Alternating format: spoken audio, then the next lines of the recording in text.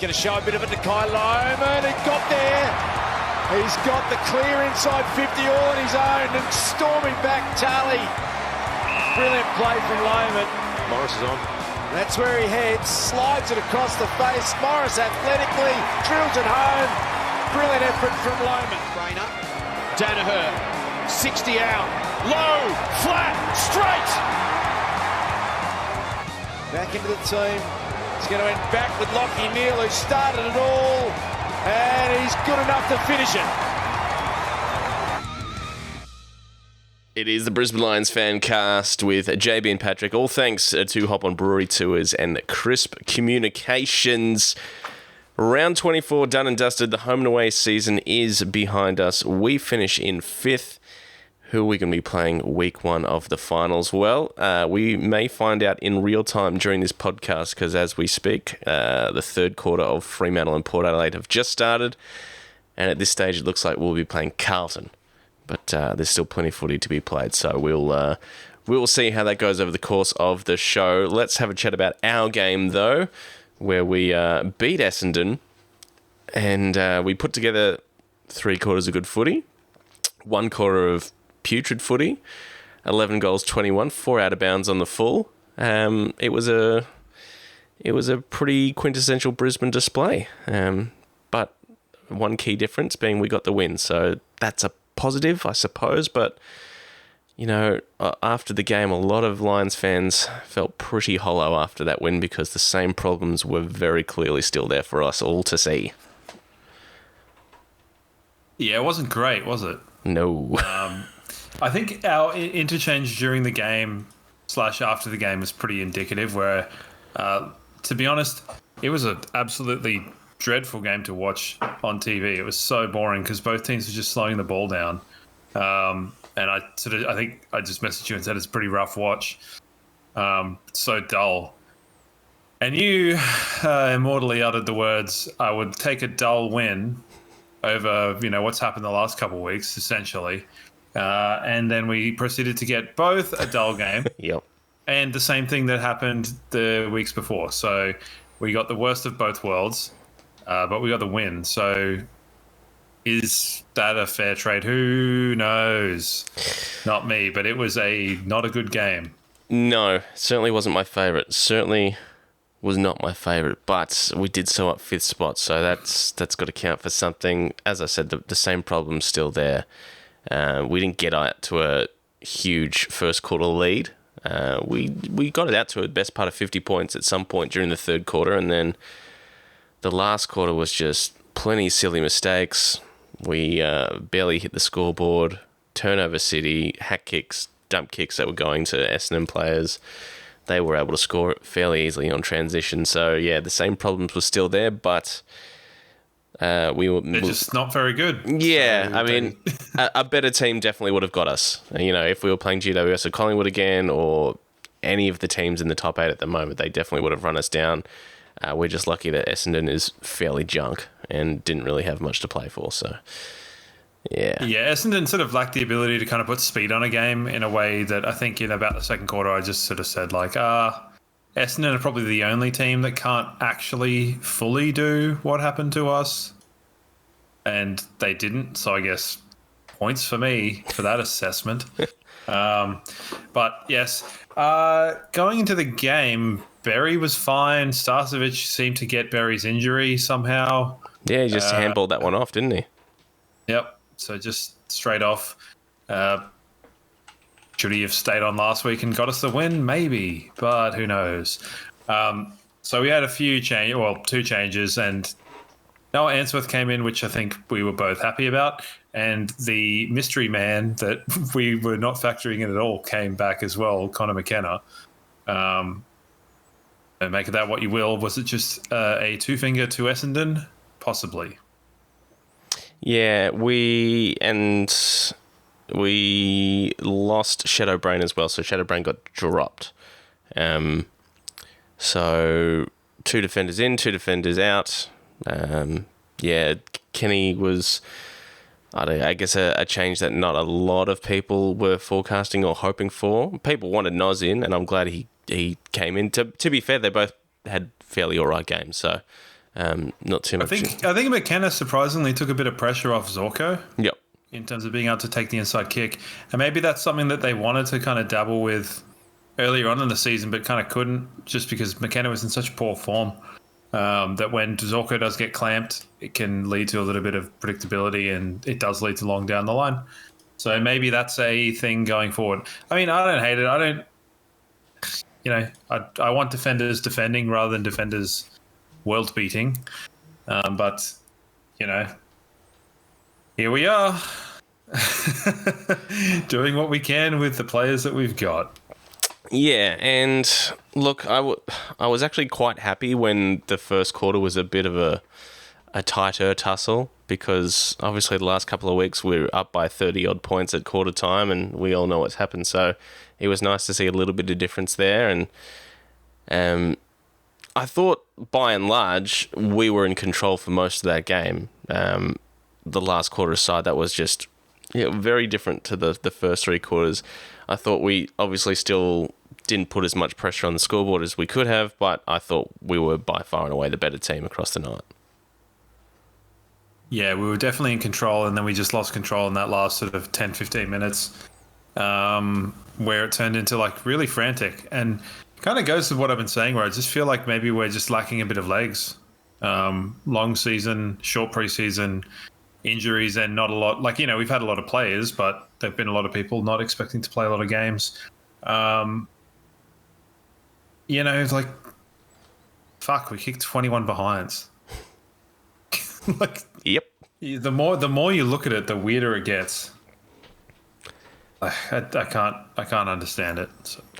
21 behinds, 4 out on the full as well. So yeah, the goal kicking is obviously going to be a talking point again for the third week in a row. Fags has already addressed it, and it was good to hear him sound a little bit annoyed and frustrated by it in the post-match press conference. It's the first time he's sort of visibly shown a little bit of annoyance about the whole thing. He says, "Yeah, I know I'm trying to make fun of it, but it's it's pissing me off." It's obviously something he's pulling his very meager amount of hair out because of it. You feel bad for him because he's because we got to win now. That at the end of the day, the equation is simple. We got to win now. We can't lose any more games, and putting in performances like that is going to lose games, especially when you see what some of the teams are doing. And I do thank God that one of the Bulldogs and Hawthorn will be out after week one, because you see what Hawthorn are doing to teams. They're not fading.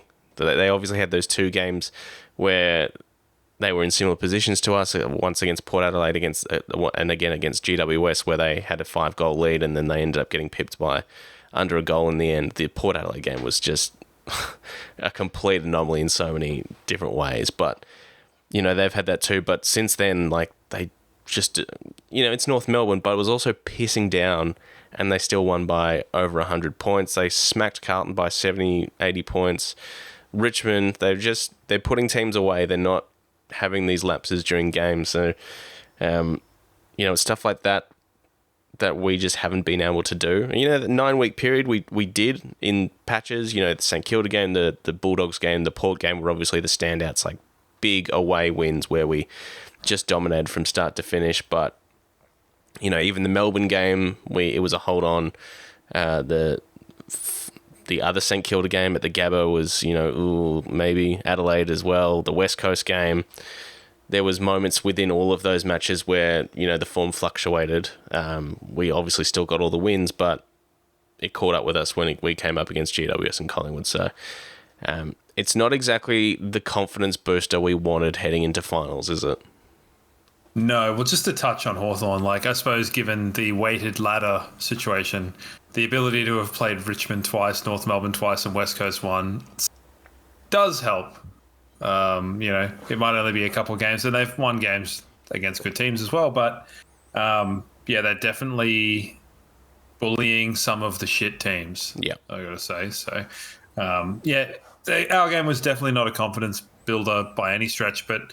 I said it just earlier on in Discord and was resoundingly ignored, and justifiably so, that I don't think it taught us anything about how good our best is, because it's still, I think is still the best, but it's just our worst is so much worse than everybody else's.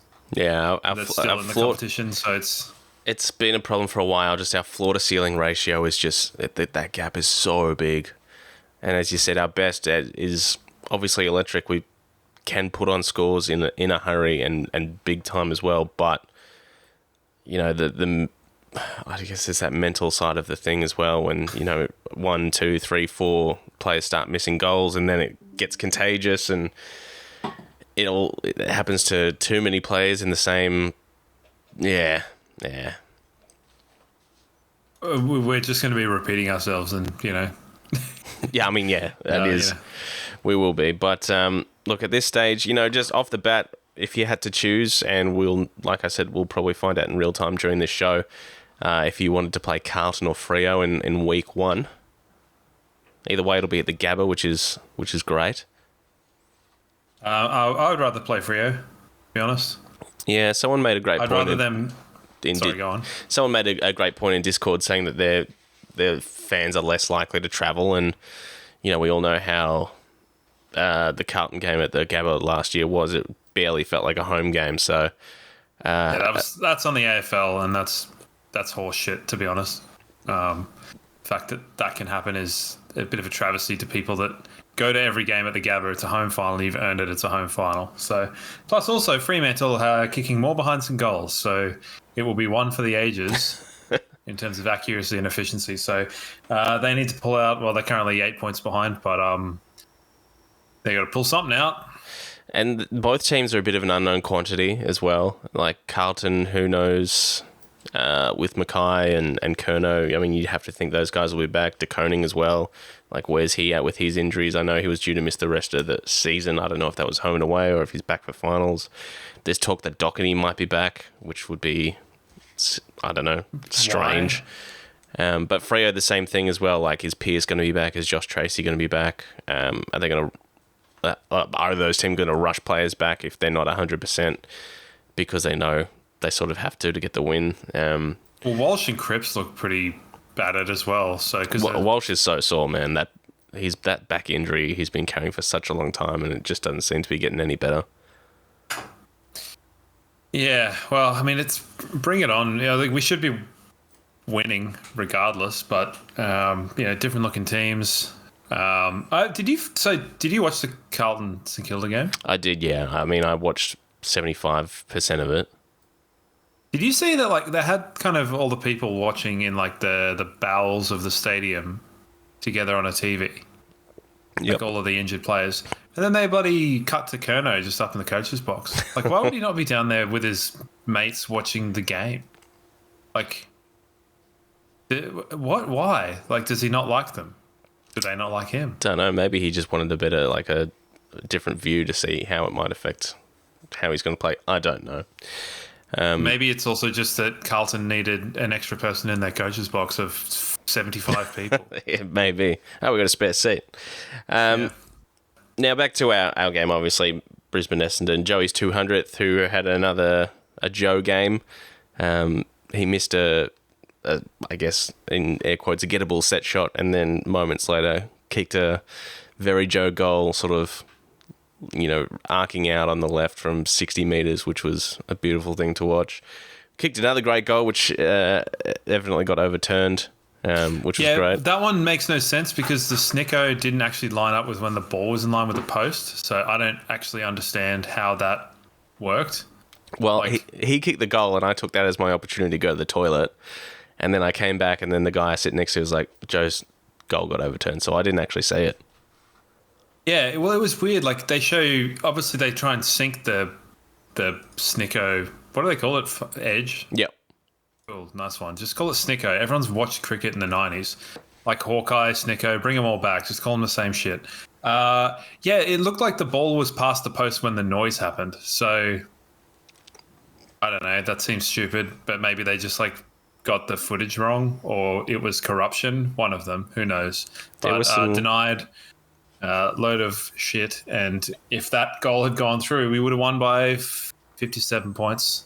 So there was some seriously strange umpiring decisions across the night, and I think it was typified by that holding the ball that was paid to Rayner, where he literally grabbed it, and as he grabbed it, he was getting tackled. No prior opportunity whatsoever, pinged, and then moments later, Jake Kelly had 3-4 seconds of prior, tackled, disposed of it incorrectly, play on. Rayner did get away with one a little bit earlier on in the piece, so, I mean, swings and roundabouts and all that sort of stuff, but yeah, there was some strange stuff in there. Yeah, the holding the ball stuff has to be fixed because it's so impossible for anyone to actually know what's going on. And it doesn't work because the amount of times that you see people dispose of the ball incorrectly or whatever, like it doesn't work. It's not like you couldn't explain it to someone. Like, how are you supposed to say, oh, so the rule is this? Yeah, no, it's not going to work. It's not happening. Like, fix it. Like, they're not going to. They'll probably be like, actually, we're going to make the 666 have like 2 extra things so you can do a power play, like in the Big Bash, and bring one person back for 1 stoppage. Please delete that so that they don't get it. Handles are everywhere. Kai Lohmann was pretty bloody good. Yeah, big time. And Charlie had a great game as well. Charlie also was pretty bloody good, I'd say. And I was worried because Andy McGrath did a number on him last time, especially up here at the Gabba. So I thought, ooh. He's done it like the last 3 or 4 times. Yeah, like so Charlie Cameron hasn't had a sniff against Essendon in quite a while. And yeah, I think when he got the early goal, really good, set the tone really well for him. And it just gave like McGrath kind of pause. Even though McGrath got a lot of the ball, like it, 3 goals, beautiful. And he loved it. The midfield Did you was. love it? Yeah, absolutely. I mean, good to hear Country Roads getting belted a few times at the Gabba. Midfield was like they were all really good. McCluggage, Ashcroft, Neal had another great game. I thought Dunkley had a superb game as well. After a couple of weeks where they have sort of lowered their colours in and around stoppage, I thought that the midfield had a great game as well as a collective. Yeah, I think they definitely like lifted, and I mean, other than sort of merit, they're kind of a bit lacking, Essendon. I know Parrish is there, but I don't rate Parrish. He just looks weird. Yeah. A small lost child. And Durham's kind of like, although he's gotten better this year, I think it's funny because someone put up some statistics that are like, he's gone from where he was to being a perfectly average midfielder, perfectly cromulent, you might say. So there's that. But yeah, we should have torched them, and we did for the most part, but then we opted to stop torching them. Lachie Neale was fantastic. Yeah. 3 Brownlow votes, so keep that one in mind in a few weeks. Going into this round, for sure. I know Zach Merritt got a lot of the ball too, but I think Neale was better. Yeah, I mean, yeah, I'd say so as well. Merritt had a great game. Like, I'm not going to take anything away from him. He might pinch a Brownlow vote or 2, but I think Lachie will probably sew up the 3. His 2 weeks leading up to this, though, were pretty quiet, and Cripps has come home with a wet sail, so he'll poll heavily in the last couple of rounds. So, I mean, Brownlow and I would be interesting to see, but I think Lachie will be thereabouts. The forwards, Eric had a quiet night, ended up getting subbed. Still did all the things we know Eric can do, running up and down the wings, creating contests, bring the ball to ground, links quite well, but still quiet by his standards. He's working back into it from that groin. Yeah, I think so. And I think it's not bad to see him subbed out. Yeah. Although with him subbed out, everything fell apart forward structure. So who knows sort of what's going on with that at this stage. Like, I'm happy with them having... I'm, like, glad of the week off for our fellas. Yeah. I think Logan Morris also did some pretty good things. Like, contested mark, really great mark. But his set shot kicking has just kind of gone to shits. So that can be said for a lot of people. Yeah, he's not alone there. One of the key points from the Collingwood game was the selfishness and finding players in better positions and all that sort of stuff. And there were definitely moments in this game where there was overcorrection. Yeah, Rayner got it wrong 2 or 3 times where he went for goal and then went to pass, and you just like, dude, just don't wheel onto your left foot and try and like kick from 55. Just kick a goal normally or pass it. And then the other one where he was like running in on his normal foot under no pressure and passed it. It's like, come on, Cam Rayner. Like, get back to where you were.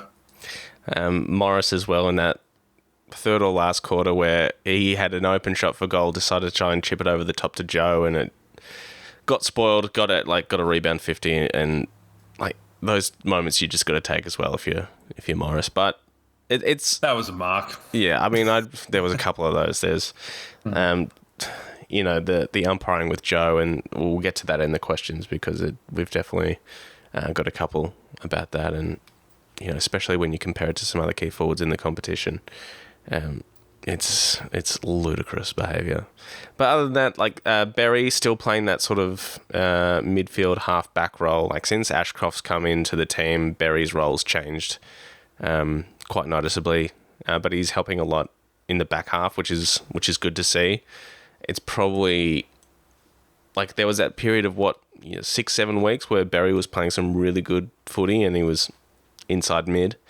Now that inside mid time has been cut back with Ashcroft coming back in. He's still playing good footy. It's just not the noticeable good footy that we saw from Bez earlier on, and I think that just comes down to the role change. Yeah, and that's important, I think. Yeah.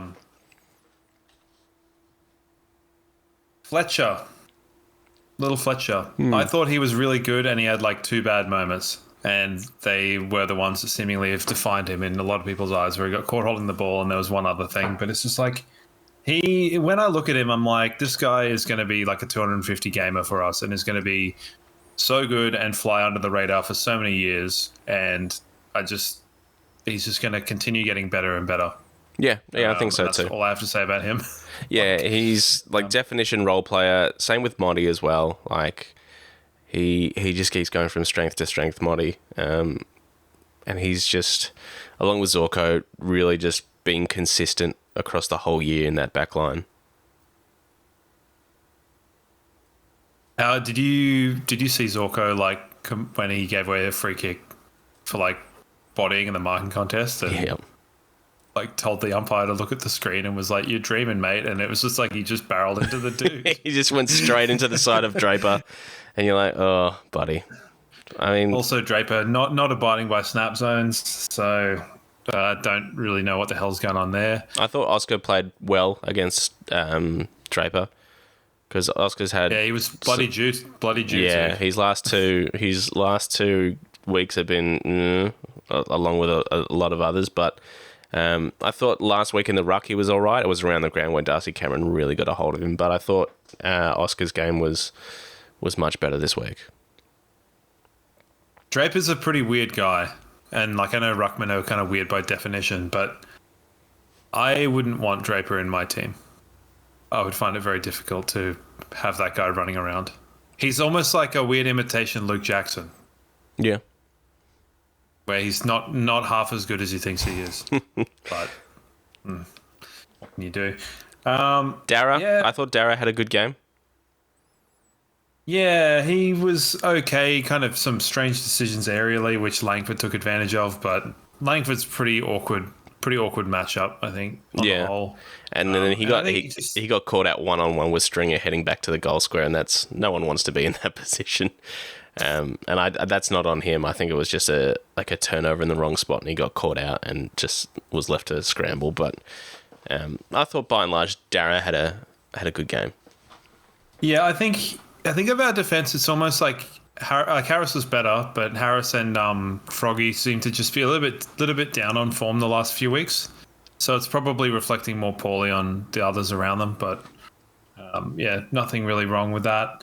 It's the sort of thing where, like, you'd love Payne to come in for finals, but if he doesn't get up, it's not like it is what it is. Well, Fags confirmed Jack Payne will play VFL this week. In the week we've got the pre-finals bye, so that'll be a good contest for him. See if his foot can get through, and it doesn't fracture him out a little bit more. So if he can get through Splinter further, if he can get through that, it'll be good to definitely have him as an option, especially. If it's Carlton, because Kerno Mackay, we're going to need a big body for one of those if those guys are indeed playing. So we know that Jack Payne's taken the Curnow matchup before and played it quite well. So both of them will be coming back from longish term injuries, so they'll both be on one leg. So it'll even out, I guess.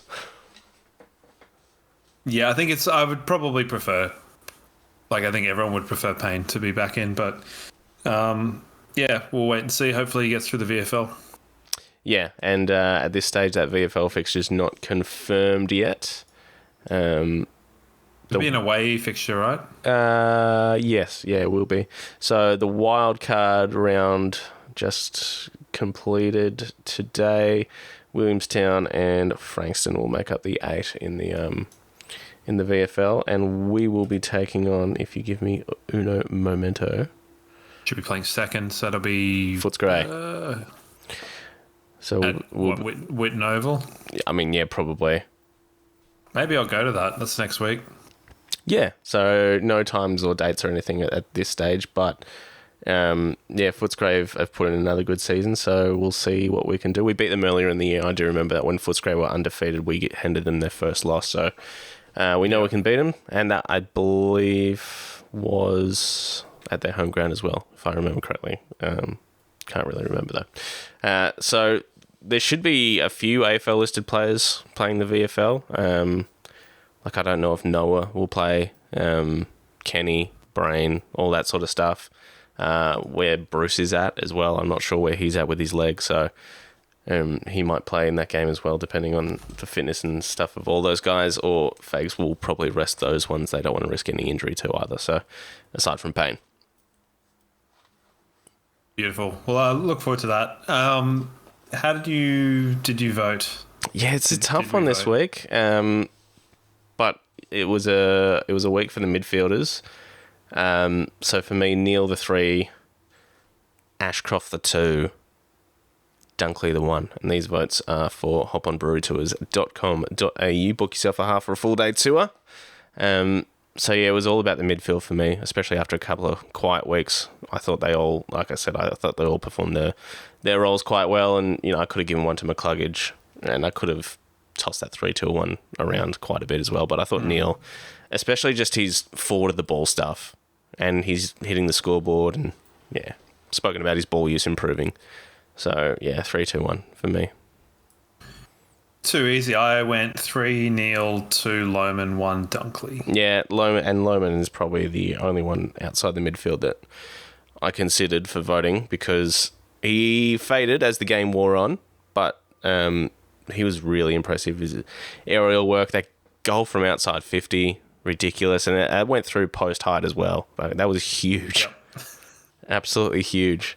That said, Ashcroft did also get a triple-double, so needed 7 more tackles, but I don't think that it was a high enough pressure game to even warrant 2 more tackles. So he's coming into form at the right time, which is good. So his last 3 or 4 weeks have been really, really good, like high 20s disposals, finding a bit more of the he's ball. He's kind of impacting in burst, as much as anything, because he's had good first quarters. Kind of when we're up and about, he seems to be doing all right. But yeah, Ashcroft, I think is, I think a lot of our guys will be good for the week's rest.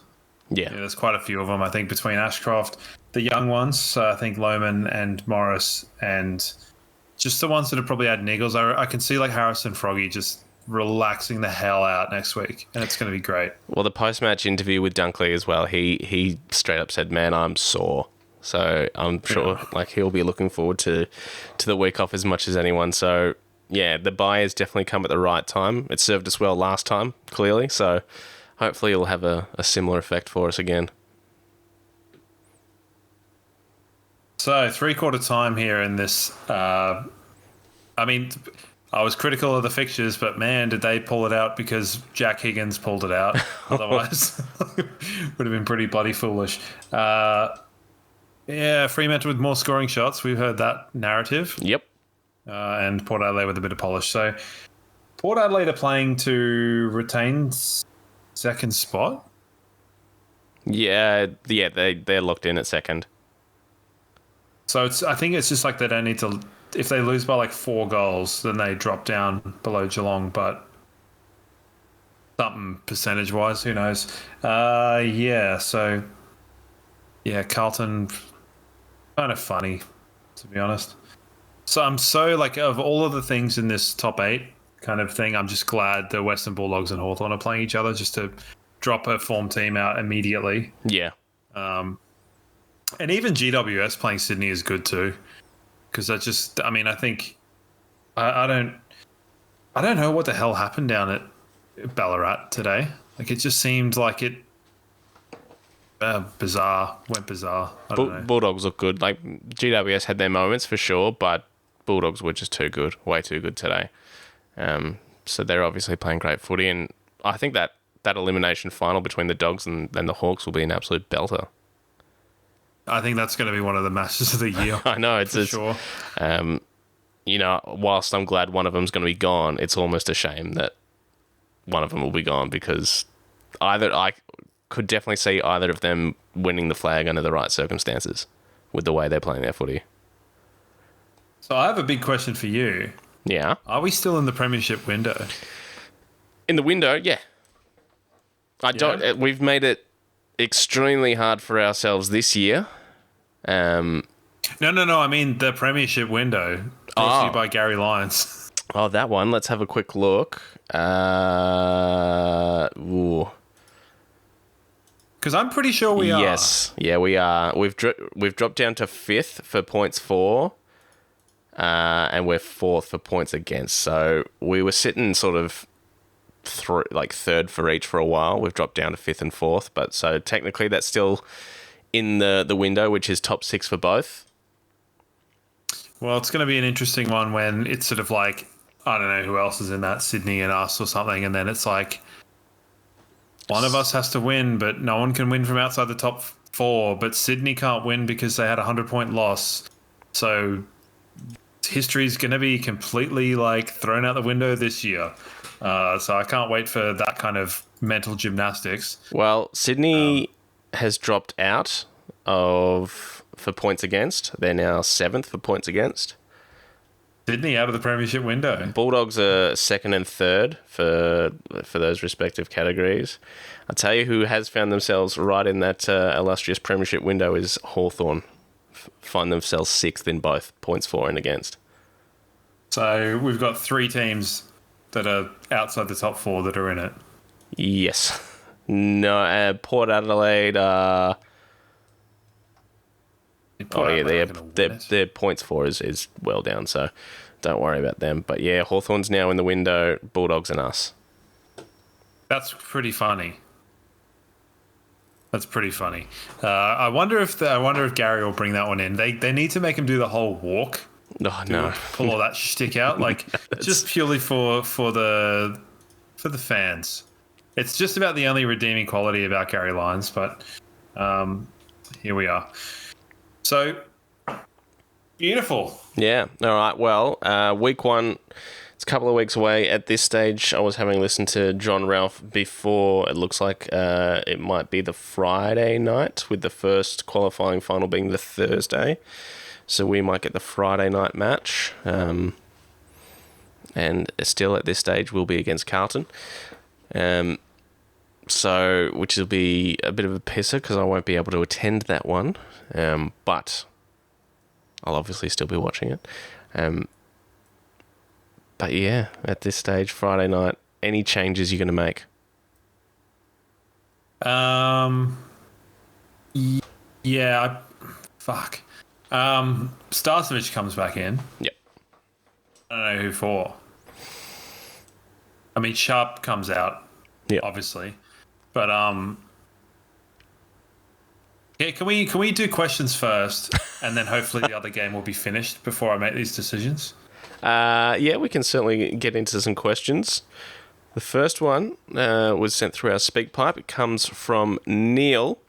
So let's have a listen to what Neil has to say. G'day, gents. Love your podcast. Love listening to it every week. I come away from the ground last night thinking, oh my God, here we go again. The same old frailty is showing. But woke up today, listened to Faye's press conference, and I loved his sense of humour and the way he's looking at things. And I just wondered, the experience of finals that our boys have got over the past 6 years now, I guess, how well that's going to help us in the next couple of weeks. So just wonder what you guys' thoughts are on the advantage that our experience can bring. Go Lions, and we'll kick you in the balls. That's a shout out and a throwback to Winston Smith, whose kid thinks that those are the words to the song, and I bloody love that. So cheers, Neil, and thanks for listening, Neil, obviously, and the kind words. Yeah, I felt the same as Neil walking away from the game yesterday, the same, like, oh, God. And I said it to you, I posted in the Discord, I posted as the Twitter status, I just said, yuck.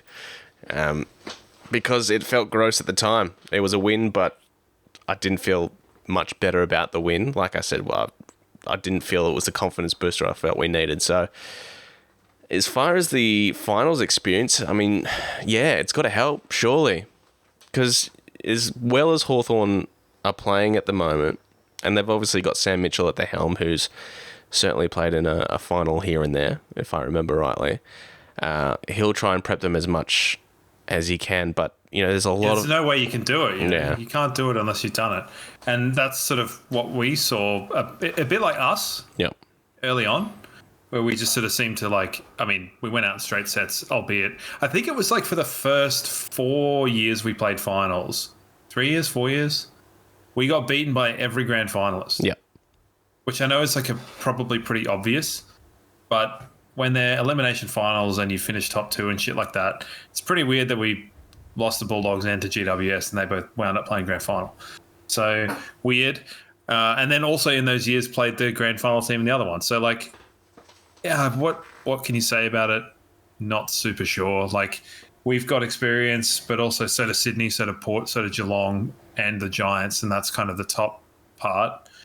Bulldogs, yeah, they do, but the Bulldogs are pretty flaky as well. Same with the Giants. Someone actually called it with the Giants.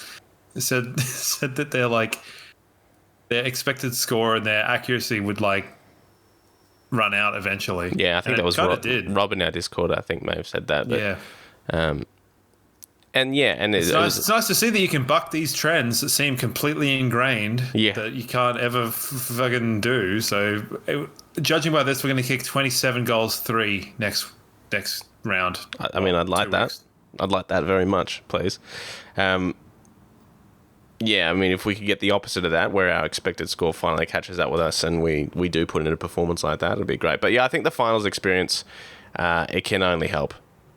I think that's a really good point. And thank you to Neil for pointing that out to me, because I certainly kind of you forget about it. I think that's sort of one of the things with supporting the Lions and where we are is that the privilege of playing finals is almost like a foregone conclusion.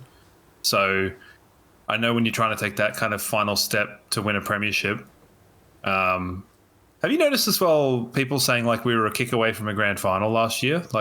They just say it and it's no, we were a kick away from a premiership. We were in a grand final. Get it right. Probably Nick Del Santo or someone fucking stupid like that.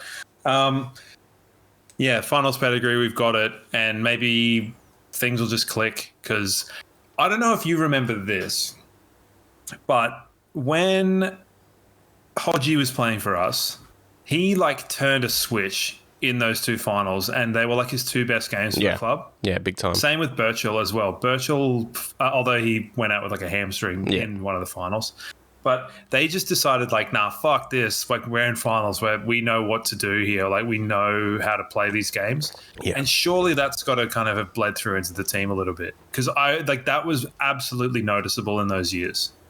Particularly the one with Hodgie, particularly in the GWS one, where you sort of, I don't know how these guys are going, what they're going to do, and then you just hit in the face like Dyson Heppel, teeth knocked out everywhere.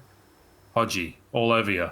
And now he's sort of all over the commercials, which is weird. I don't need a loan short term, to be honest, Hodgie. Please stop selling me a me loan. Quick check on this Freo Port game. Hayden Young is on the bench getting looked at by the doctors, and Patrick Voss is lining up for goal.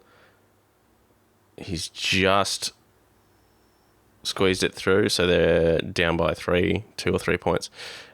With that's a weird alternate reality where I was the son of Michael Voss, somehow playing for Fremantle because the Lions didn't want me. Like that seems like a very Michael Voss thing. But yeah, next question. That was a great one. All right, let's go to Instagram. Alex, are the Lions simply not fit enough?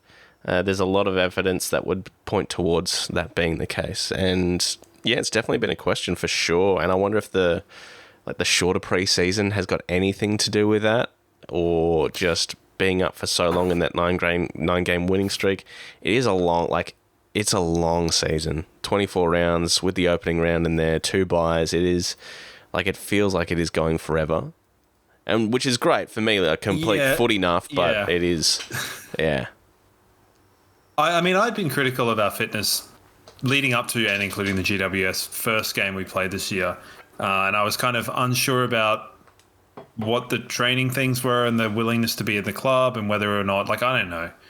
But, I mean, the season is what it is. And I think it's probably just the repeated blows to the body that probably too much. Like, it's been funny. We got a question last week talking about the Premier League coming back. And I was watching players playing that were players playing that had played. Players who had played in the European Cup or European Championship final for England that 30 days later were starting a new season. Yep. And it's that's ridiculous. They got literally 2 weeks annual leave and that's it for the whole season. Other than that, it's just keep playing football.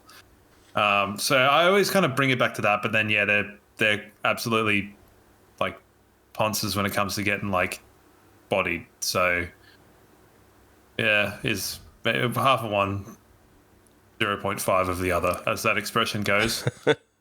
Yeah, I think definitely fitness is an issue. And you can see it with the way we come out of the blocks, put on 7-8 goals in the first quarter. We did it against Carlton. We did it these last couple of weeks, Collingwood and GWS, and the pressure drops off. We take our foot off the gas and we get run down. And even to a lesser extent, Essendon, who just probably didn't have the nous to do so because their ball movement was just atrocious. Like I said, another team would have run us down. Essendon didn't, but you could see that the same things were there, and we just ran out of legs. So it comes into the bye coming at the right time. Yeah, and just think with the last 10 minutes in these few games, it's just, is there an element of robbing Peter to pay Paul in terms of we've been criticised in the past for lacking a bit of killer instinct sometimes with these games and almost going for that and then getting caught out because we've exerted too much. Is there some sort of game management hey, just relax for this? Relax for 3 minutes every quarter and you'll be sweet in the fourth quarter. I'm sure there is all sorts of weird science that goes into it, and I don't know who's in charge of that, but yeah. Weird science? Yeah. Is that a TV show? That's art. I feel that was a TV show. I don't know, someone can tell us. Yeah, next question. Scott, who has touched on something you've already had a chat about here. Why does Rayner try to be unselfish when he's running inside 50 when he's supposed to be the man like a Dusty or DeGoey? He would hand off or try and hit a target, take responsibility, seem to lack self-belief. What are your thoughts on that one from Scott? Stick it in the goal hole. That's all I got to say for him. Just, maybe not when you're wheeling onto your left and you've just taken a mark on the 50. Go back and kick the set shot. But other than that, just put it in the goal. I wouldn't want to say what would Dusty do? What would DeGoey do? Get one of them, write it on your little arm tape and just be I'm going to be selfish as all hell. I think, yeah, there's a time and place for that sort of stuff. And obviously there was the overcorrection we've spoken about on the selfishness and unselfishness and all that sort of stuff. And it's, as Fag said in the press conference, you'd probably rather them overcorrect that sort of thing because it's a nice, good problem to have. But yeah, overcorrected in like round 7. yeah, yeah. Like, and hardwire it into your brains because, I'm sick of seesawing between like selfless and then like, oh, you're supposed to be the man. Also, like, you're being a dick. Well, like, just, it can't be that hard to just, assess the situation and go, all right, I've got a very good chance, rather than like trusting my abject skill of handballing, apparently, which I don't have. And I'm speaking as a collective here. But they should know. They should be able to tell. You played football for lots of years. Yeah. I mean, there's just got to be those points. I remember back in under 9s trying to handball the ball to this kid, Floyd, who never kicked a goal in the whole season. He was terrible. But, man, I kept trying to kick him, like handball him the ball on the goal line. Never worked out.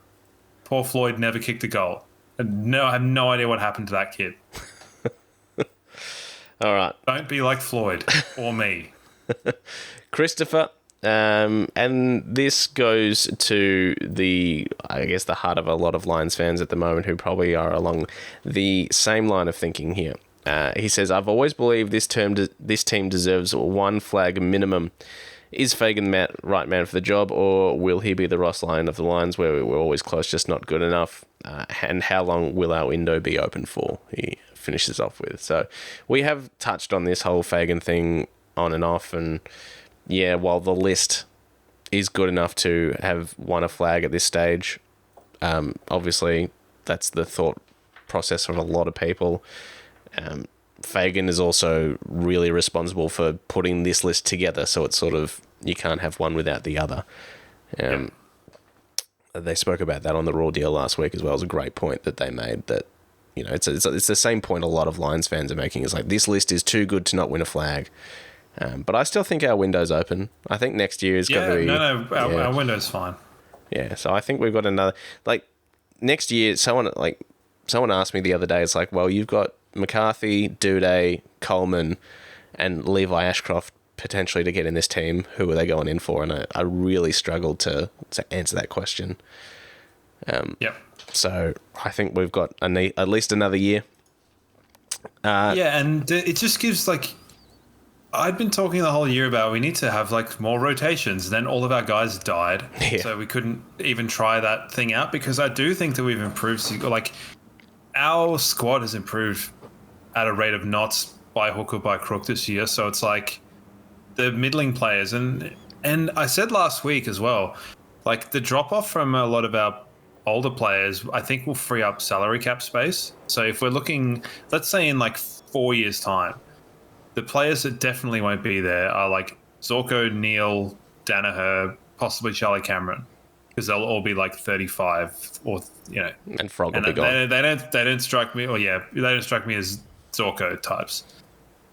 They can just go forever. So Zorko will probably still be there, and Link McCarthy, and it's like we've got either replacements for them, or they will free up salary cap and go and get some players. Like, are you telling me that, like, if you were like a pretty good key forward, and I know that there's some that are being like thrown around this year in terms of like Max King, who I don't rate, and some other people going to Melbourne because Melbourne say they need a key forward or whatever. Are you telling me they wouldn't want to come to the Lions with like the midfield that we've got and like be like, yeah, you'll play with like Hipwood, who's one of the most selfless running gigantors in the game. You'll kick 1 million goals. Go on. Like, if someone was in Tom Lynch's position in a few years' time, like, would they not entertain the idea of going to try and win a premiership or two? Potentially, yeah. Yeah, potentially. Of course they would.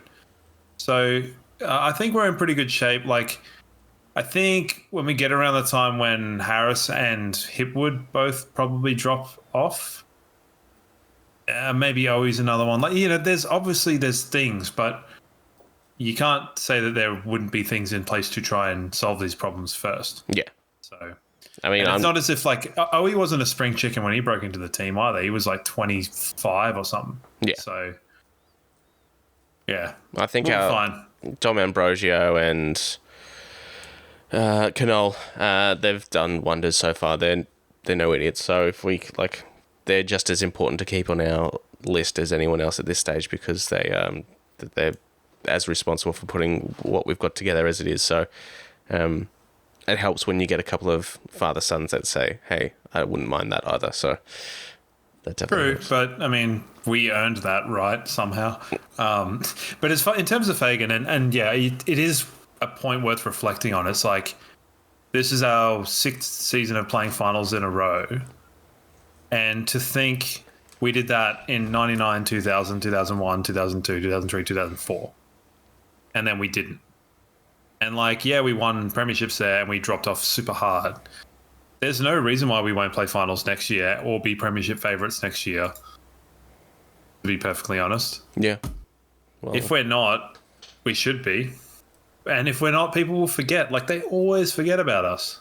Unless we're doing shit. Yeah. And then they're like, well, we told you. yeah, it's fun. It's fun the way that works, isn't it? All right, moving on. Corey, out of all the long-term injured players, who do you think we're missing the most? And he's put forward that he thinks Link is probably... I threw up my L, but it's backwards, so... He says he's the most dependable goal kicker who can settle the nerves and his hands are so creative. And yeah, for sure.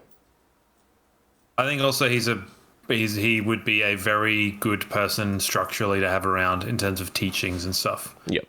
Aside from that, Kadeen Coleman obviously would be great. It's a tough one to answer at the same time because we've had players to fill the holes. It's like if Link plays, is Lohman playing as many games as he is, or is he being relegated to sub again? Same thing if with Coleman, Zorko, what role's he playing then? Whereas I guess maybe it's due day as well because our key defence stocks has taken such a massive hit. So to have an extra one or Gardner or someone like that, they would have been handy in this last few weeks as well. So I think it's like you look at where these people would fit in, and like Kadeen Coleman's like the obvious like A grader, and I'm not to say Link's not an A grader, but he's like a borderline like B plus A minus, I'd say. So it's like, but he would be so good, but then is it the sort of thing where like Bailey spends less time playing forward and is potentially not on the field because yeah. And I think if Coleman goes in, I don't think like Zorko doesn't have the season if Coleman's there. No, of course not. So I think I mashed a bunch of words together then and just it made sense.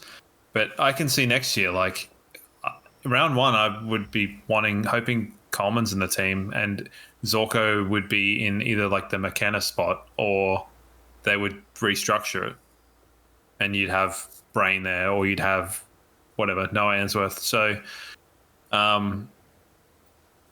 yeah, we kind of didn't touch on it, but like Link and Zorko both signed on for contract extensions for next year.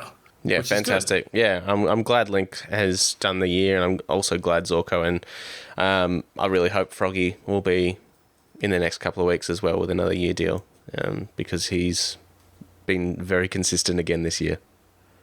Yep. All right, Cold Shah. Does the club have a goal kicking coach, and if not, why not? Because I don't know, can't afford it in the soft cap or some shit.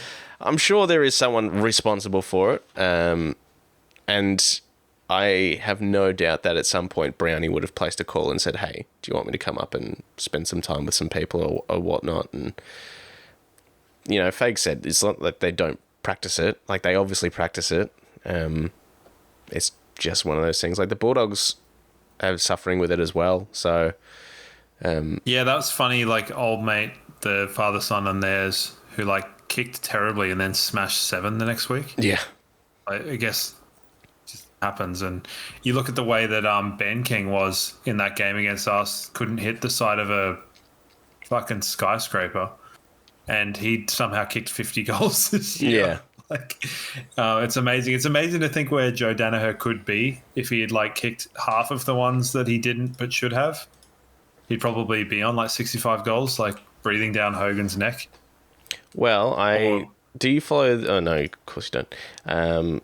There is a page called Useless AFL Stats, and that seems like the kind of thing that if I was on social media, I would follow that. So that Joe, and, like Simpsons memes. Joe has become only the second player in the history of VFL or AFL to kick a behind in every game of the home and away season this year. That's pretty good. That's a great stat, but I'll raise you one better. And I don't know if you heard this.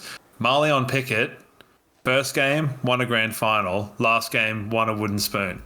No player's ever done that. That's pretty good. Football, mate. No, I completed it. It's done. All right, let's move across to Twitter. Joel, who did you like in the back half? Noah was solid and Connor had his best first half for the year. With Payne back, if the VFL game goes okay, does Joyce get dropped? Is Brain a chance to come back? All of a sudden, it seems like the backline has too many options. And you obviously don't want to be making too many changes in a week one of a final series, but I think Payne... Looks like we're going to be playing Carlton, to be honest. Yeah, for 4.5 minutes left. Porter 2 goals up, well, just over 2 goals up, and Hayden Young is back on the bench getting looked at by the doctors. So, yes, looks like we'll be playing Carlton at this stage. Yeah, it's a good point. Suddenly, like our backline, which has just been a revolving door all year, it looks like we've got a few options. It's like too many options in the wrong way. Yeah. In the wrong places. Because I thought Answorth was really good, and I thought McKenna was pretty good. But, there's no way Starcevich doesn't come back straight back in. Yeah. Because he's been so consistent when we've been, a bit shit. And, yeah, I think if Payne can come back, Payne comes back. Because Joyce is still a little bit iffy on that jaw. I don't think he's not going in Irish hard. No, but he's still standing under lots of balls that if I'd come back from a broken jaw, I wouldn't be doing it. You wouldn't do it if you weren't coming back from a broken well, that's jaw. right. Like I said, I thought Dara, his last couple of games have been all right. Yeah, he's prone to a few mistakes, but plenty of players name me a player that isn't. Yeah. Except for Harris Andrews, who 100% disposal efficiency. But infallible. I don't think Brain comes back. No, I think he's down season. the pecking order a bit. I'd have Noah ahead of Brain at this stage. But, I mean, Brain can do some things that Noah can't. Like, I just think back to that Sydney game where Harris is off for, most of the last quarter and Brain takes those 2 key intercept marks and, without those, we don't win the game as well. So, he's obviously got... And, his disposal's pretty good. He just gets caught out defensively a bit too often for mine, and Noah doesn't seem to as much, so... but it's not, it's just because it's not this year doesn't mean it's not at all. Yeah. It's the sort of thing that it takes time and, Yeah, these are all the stuff that's going to make him a great AFL player. And it's the sort of thing where, we probably, if all of our stocks are fit, he probably doesn't play this year at all. No. I don't think anyone expected Shadowbrain to be playing footy this year. No, or Bruce, or Logan Morris, or... Yeah. Yeah. Or even Zorko to be playing as much footy as he has. Yeah. So it's weird to think that we're, having these discussions about players that... under any other circumstance would just be fuck, he's got a funny name, doesn't he? Brain. That's the extent of the chat about him. And I'm pretty sure if you go back to last year, that's probably it. That's probably the chat we were having about it, not knowing that they can contribute and play well in an actual capacity. And that's great for the whole lot of the team. Yeah. Competition for places. You'd I think someone a couple of weeks ago said something absolutely and utterly insane. And I know that I say things that are similarly this, but they said, oh, you don't want competition for places because then you're worried about being dropped. And it's are you a moron? Competition for places makes you want to be better. Yeah. And not competition for places leads to Max King. Anyway. And look how much better St Kilda are without him. Oh, yeah. In answer to your question, Joel, and we'll probably get to it when we do changes, I'm keeping Noah, I'm bringing Starcevich back in and Payne in for Dara. And Starcevich in for Sharp. McKenna. Well, I don't know. Or do you put McKenna on the bench? I'd sub McKenna. I'd keep McKenna as the sub, yeah. Or variations thereof. I don't like Sharp as the sub. It doesn't lead into the only thing he's really good at, which is banging it. Yeah. Dale, can we talk about a psychologist? Dunkley, Morris, Rayner, Joe, and Hipwood all have the clear yips. You probably thought. Oh God, Dunkley Can I take Dunkley out of my votes because of that kick? He's out. Get rid of him and put McCluggage in. It was. I forgot about that one. That he absolutely. It's the ugliest kick I've seen. Yeah. Possibly this season. And it goes back to, was it last week or the week before, we were talking about how Dunkley can't kick, and that was just like, there it is.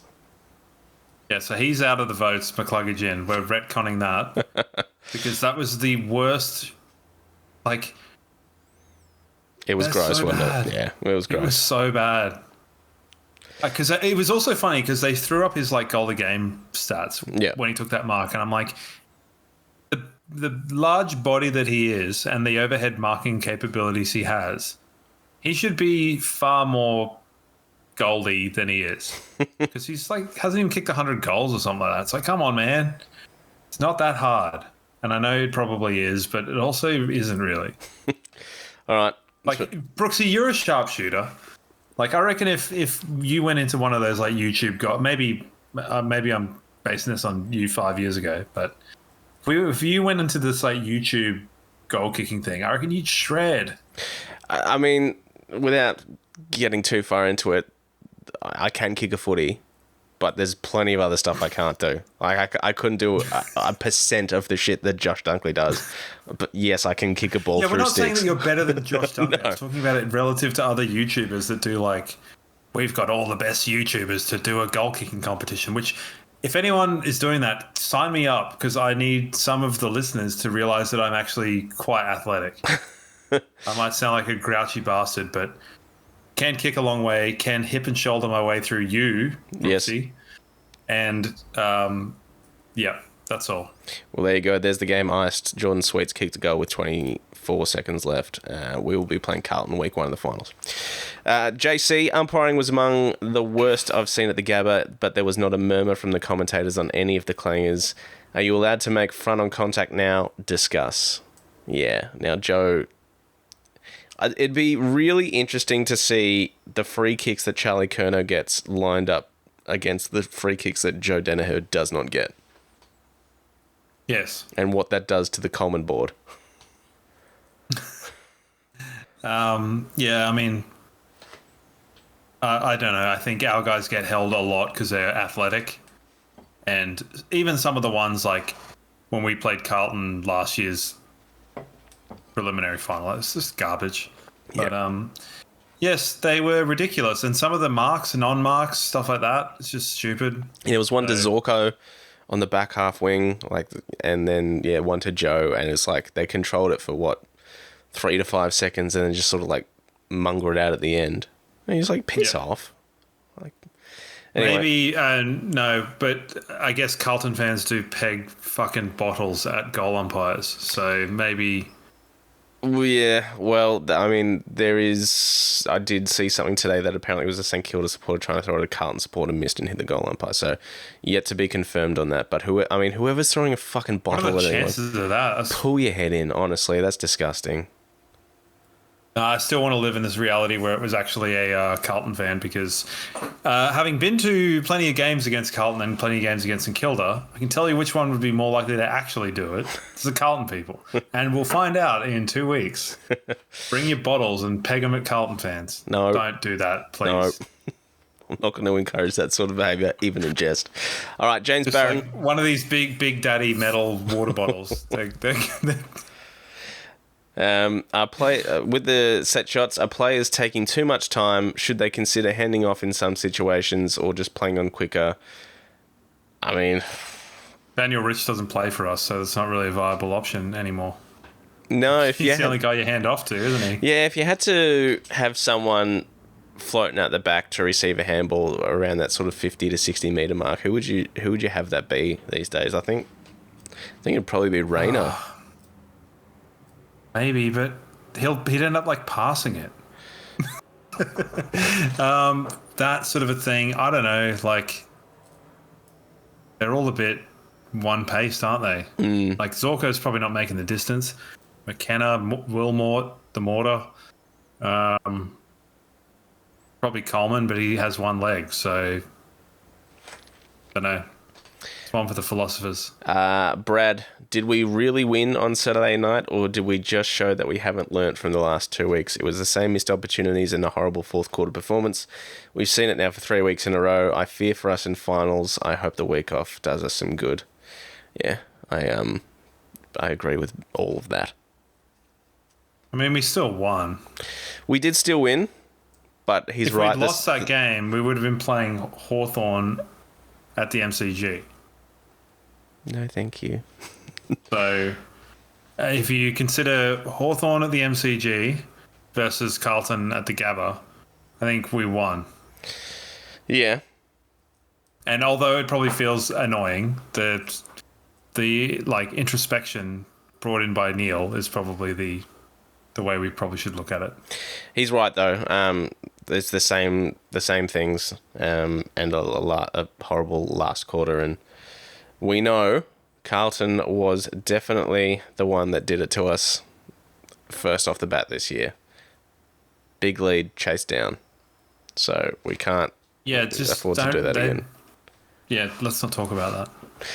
All right, and Loz, she says, I don't know about you two, but I was originally very pessimistic post-game. Yes, me too. But due to that run from Essendon, but gaining some perspective today, we subbed out Hippie fairly early and clearly took the foot off the gas because of what we have ahead that Essendon don't. So, I mean, maybe that's one way of looking at it, and maybe it was a tactical, all right, let's get Hippie off because let's keep his groins from getting bloody stretched out and sore again. We've already got this game in the bag, so let's just go into save the game mode and get the win. Or maybe it was... I think save the game mode needs to be a bit better than that, though. Yes, definitely. Definitely. Like, that was not so much save the game as, like, let the game die slowly and thank that the game ended before it died. Yep. So, yeah, it was... I don't know. It was a win. Win's a win sometimes, and, like... you still got to look at it and go, the last two games... We hadn't kicked like morons. And if we hadn't kicked like morons in this one, we would be winning by 1 million. Yeah. Do you want to know something frustrating or generally frustrating? Do I? I mean, everything's frustrating, but so we have had 2 games where we've lost by a point and 1 draw. Mm-hmm. I know where you're going with this. Yeah. So had we not drawn, we would be in 3rd. It's kind of cool. And had we won one of the ones that we didn't win by a point, we'd still be in 3rd. But had we not fucked 2 of them up, we'd be in 2nd. So great. All 3 of them top of the table. So it's good. It's good to know that 2 points is worth that. I heard someone saying that about Collingwood on Friday. AKA the dumbest game that ever was. Collingwood and Melbourne. Yep. The lightning storm, the commentary, the insanity of talking about the grand final next year. Like, it was insufferable. Yeah. And yeah. And then also seeing Collingwood really happy with the result. I just was like, man, you guys are pathetic, and it's funny, but you also won the premiership last year, so that's annoying. Cool. All right, well, that's it for questions. All that being said, it's time for the changes. You've had enough time to think about it. And I think I sort of, during that... No, it wasn't time to think about it. It was knowing who our fucking opponent was. Yeah, okay. Well, now you know. It's Carlton.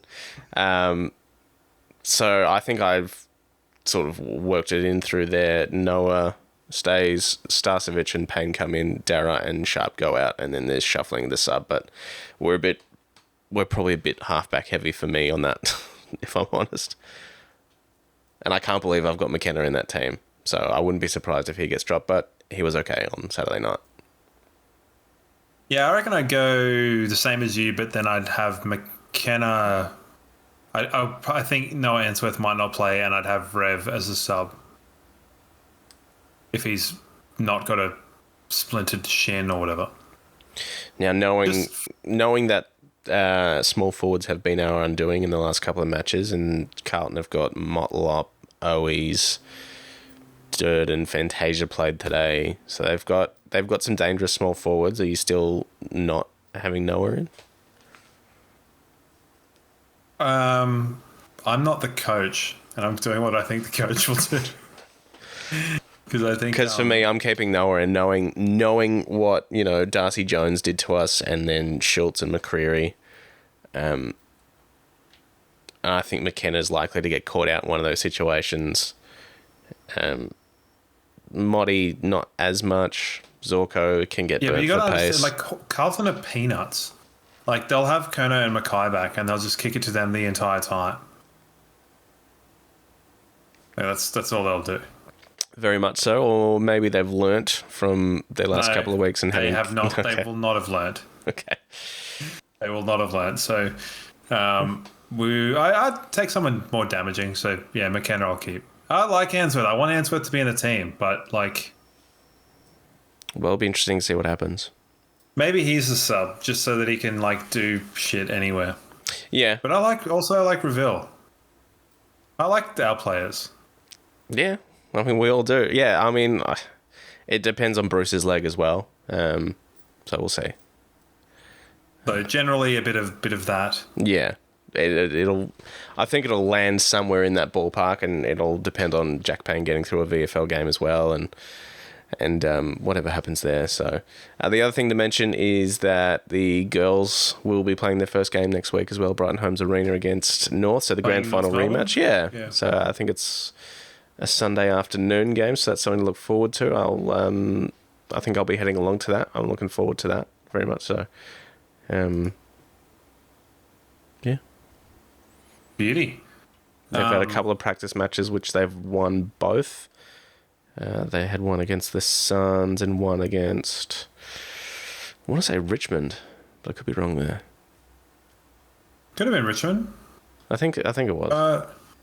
Yeah, I saw something pop up at some point in time. Yeah, it was Richmond. Yeah. So yeah, the girls are looking to go back to back. In the first season in a while, they haven't had their list absolutely pillaged. So, yeah, I remember we were talking about that last year, and you were like, it would be like taking like Lockie Neal and Charlie Cameron out of the team, and then they like pulled it out. Because what was it, like the expansion clubs or whatever that came in, which is like the Victorian clubs. So there's kind of an irony in that, but So anyway. it's been spoken about to death about the girls at the moment. But yeah, they lost leading goal kicker, best small forward, arguably best midfielder, and the fullback went out to have a baby. So Kate Larkins will be back this year, which will be good as well. But stable lineup for the first time in a while. So let's see if we can get it done again for the girls, which would be great. Bit of a shame Fremantle cocked that one up. Just Carlton people being happy kind of doesn't make me overly happy.